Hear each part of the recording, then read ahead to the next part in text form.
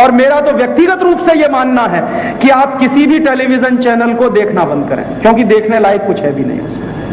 ये जो चैनल हमारे घर में आ गए हैं, Zee TV, CNN, ATN, Star TV, Prime Star, Prime Sports, ये हमारा भला कम कर रहे हैं, नुकसान ज्यादा कर रहे हैं।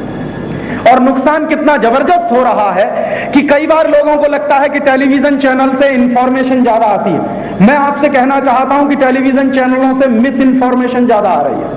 उदाहरण के लिए हमारे देश में अभी कुछ दिन पहले, मुझे जानकारी नहीं क्योंकि मैं टीवी चैनल नहीं देखता, एक भाई ने मुझे बताया, उस पर से मैं ये आपको बता रहा हूं। कोई एक कार्यक्रम आता है किसी टीवी चैनल पर, उसका नाम है हेल्पलाइन। इस कार्यक्रम में अभी कुछ दिन पहले कुछ डॉक्टरों का पैनल डिस्कशन हुआ, और वो जो पैनल डिस्कशन हुआ डॉक्टर्स का, वो किस मुद्दे पर था? आयोडीन युक्त नमक के मुद्दे पर। और उस पैनल डिस्कशन में शामिल सारे डॉक्टरों ने एक स्वर से यह कहा कि हिंदुस्तान के लोगों को, सभी लोगों को आयोडीन युक्त नमक खाने की कोई जरूरत नहीं। और उन डॉक्टरों ने यह कहा कि जो हम साधारण नमक खाते हैं उसमें भी काफी आयोडीन है, इसलिए अतिरिक्त आयोडीन युक्त नमक लेने की हमको कोई जरूरत नहीं। और उन डॉक्टरों ने यह भी कहा कि ये अतिरिक्त आयोडीन के नाम पर जो कुछ मिलाया जाता है नमक में, वो पोटेशियम आयोडेट होता है, और वो पोटेशियम आयोडेट दूसरी तरह की बहुत सारी बीमारियां पैदा कर देता है शरीर में। एक डॉक्टर का तो यह कहना था कि अतिरिक्त मात्रा में अगर आपने पोटेशियम आयोडेट लिया तो आप इंपोटेंट हो जाएंगे, नपुंसक हो जाएंगे, बेकार हो जाएगी आपकी जिंदगी। इतने खतरनाक दुष्परिणाम है। तो ये जो आयोडीन युक्त नमक का इतना बड़ा रैकेट सारे देश में चला, इतना बड़ा फ्रॉड सारे देश में चला, हेल्पलाइन पर ये 1.5 घंटे का कार्यक्रम आया, लेकिन तकलीफ मुझे यह है कि शायद ही किसी ने देखा होगा, और अगर देखा भी होगा तो शायद ही किसी ने यह समझा होगा, और समझा भी होगा तो शायद ही किसी ने अपने जीवन में इस्तेमाल किया होगा। तो टेलीविजन पर इंफॉर्मेशन आता है और उसका असर क्या है वो मैं आपको बता रहा हूं, और इसका मिस इंफॉर्मेशन क्या है। उसी टेलीविजन पर जिसपे हेल्पलाइन का कार्यक्रम आता है, रोज दिन में 4-5 बार ये व्याख्यान, 4-5 बार नहीं, शायद 10-20 बार आता होगा, आयोडाइज नमक खाइए, आयोडाइज नमक खाइए, एडवर्टाइजमेंट आता है।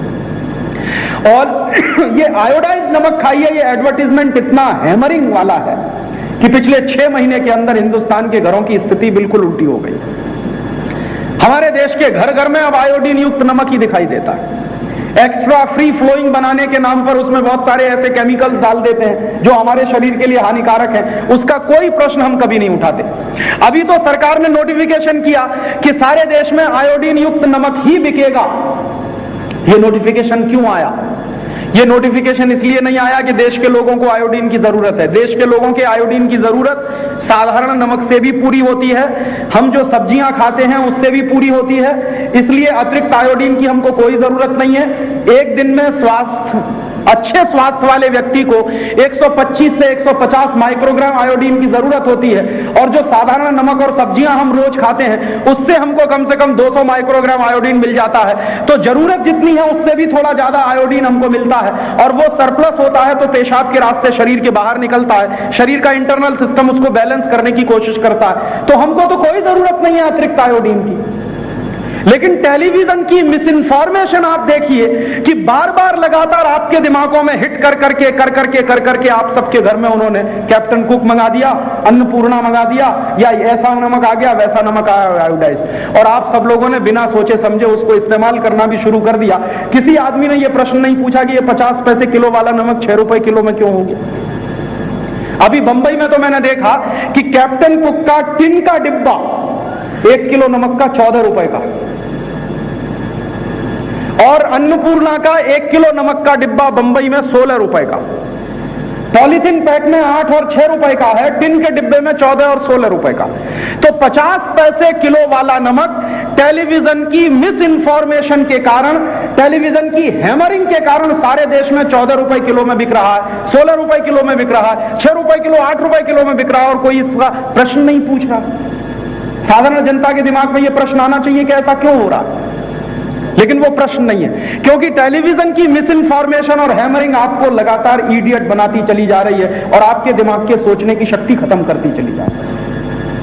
और यह शक्ति इतनी खत्म हुई है कि आपको जानकारी तो होगी कि एक जमाना ऐसा भी था इस देश में जब महात्मा गांधी ने नमक सत्याग्रह किया था। क्यों? क्योंकि अंग्रेजों की सरकार ने नमक पर टैक्स लगा दिया और थोड़ा सा टैक्स लगा के अंग्रेजों की सरकार ने नमक का दाम बढ़ा दिया था। तो गांधी जी ने कह दिया था कि ये करोड़ों लोग जो नमक से रोटी खाते हैं, इनका अधिकार अंग्रेजों की सरकार ने छीन लिया और वो बर्दाश्त नहीं कर पाए और नमक कानून के खिलाफ सत्याग्रह किया। 6 अप्रैल 1930 को दांडी के समुद्र तट पर जब वो पहुंचे, गांधी जी ने एक कसम खाई थी नमक सत्याग्रह के संदर्भ में, और गांधी जी की खाई हुई कसम मैंने देखी साबरमती आश्रम में एक पत्थर के टुकड़े पर लिखी हुई है। उन्होंने कसम खाई थी कि कुत्ते की मौत मरना पसंद करूंगा, लेकिन जब तक नमक का कानून वापस नहीं होगा, टैक्स वापस नहीं होगा, आश्रम में वापस नहीं लौटूंगा। इतनी बड़ी कसम गांधी जी ने शायद ही किसी आंदोलन में खाई हो। और वो जबरदस्त नमक सत्याग्रह हुआ पूरे देश में।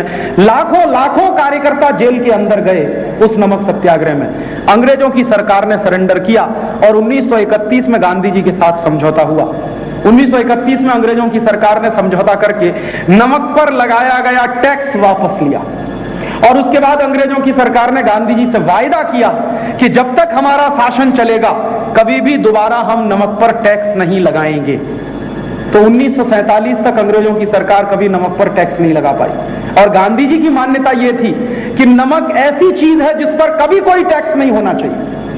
जैसे हम पानी पर टैक्स नहीं ले सकते, हवा पर टैक्स नहीं ले सकते, वैसे ही नमक पर टैक्स नहीं होना चाहिए, क्योंकि करोड़ों लोगों के भोजन करने का ये साधन है। उस गांधी जी के देश में आजादी के 50 साल के बाद नमक पर इतना ज्यादा टैक्स बढ़ा कि 50 पैसे किलो वाला नमक अब 6 रुपए किलो में हो गया। और ये इतना भयंकर है सरकार ने कि 50 पैसे किलो वाले नमक को वो 6 रुपए किलो में बिकवा रहे हैं। ये नमक का टैक्स परदेशी कंपनियों के मुनाफे के लिए लगाया गया। हमारे देश में एक परदेशी कंपनी है जो नमक बेच रही है, जिसका नाम है अन्नपूर्णा। इस कंपनी का असली नाम है हिंदुस्तान लीवर। इसने जब से नमक के धंधे में प्रवेश किया तब से इस कंपनी की लगातार कोशिश ये रही कि पूरे देश में नमक के मार्केट पर मोनोपोली की जाए और इस देश के लोगों को नमक के माध्यम से ही लूटा जाए। और उस मोनोपोली में ये कंपनी सफल हुई और आज नतीजा ये है कि सारे देश में वही नमक बिक रहा है जो ये बड़ी कंपनियां बनाती हैं। छोटे कारीगरों का नमक बिकना बंद करा दिया क्योंकि भारत सरकार ने नोटिफिकेशन किया है। और नोटिफिकेशन ये है कि जो भी आदमी साधारण नमक बेचेगा उस पर कानून से जुर्माना लगेगा 1000 रुपए का और 6 महीने की सजा हो जाएगी। तो ऐसे अत्याचारी कानून और ऐसे काले कानून अंग्रेजों के जमाने में बनते थे, अब वो आजादी के 50 साल में बन गए। हमको तकलीफ ये है कि ये साल महात्मा गांधी की शहादत का 50वां साल है। 1948 में उनकी हत्या हुई थी और 1998 चल रहा है। तो गांधी जी की शहादत के 50वें साल में हम उनको कौन सी श्रद्धांजलि अर्पित करें जब हम उनसे कहें कि बापू, कभी तुमने इस देश में अंग्रेजों की सरकार के खिलाफ नमक सत्याग्रह किया था, अब हमारी अपनी सरकारों के खिलाफ नमक सत्याग्रह करने की नौबत आ गई है। कैसी आजादी है। और कल सुबह यहां इंदौर के लोगों ने फैसला किया है, मुझे बहुत खुशी है। सारे देश में कल 5 जून को नमक सत्याग्रह हो रहा है। पहली बार गांधी जी ने किया था 6 अप्रैल 1930 को, अब 5 जून 1998 को सारे देश में नमक सत्याग्रह हो रहा है। मेरा आपसे निवेदन है कि आप सब लोग जितनी बड़ी से बड़ी संख्या में पहुंच सके कल पहुंचें। कल 9 बजे यहां गांधी चौक है जहां गांधी जी की प्रतिमा लगी हुई है, आप सब जानते होंगे। उस गांधी जी की प्रतिमा पर सारे लोग इकट्ठे होंगे और वहां से कुछ जुलूस बनाकर शनिवार वाड़ा तक जाएंगे। जिस तरह उस जमाने में नमक सत्याग्रह किया गया था, साधारण नमक बेचकर कानून का उल्लंघन किया गया था, कल भी यहां साधारण नमक ही बेचा जाएगा।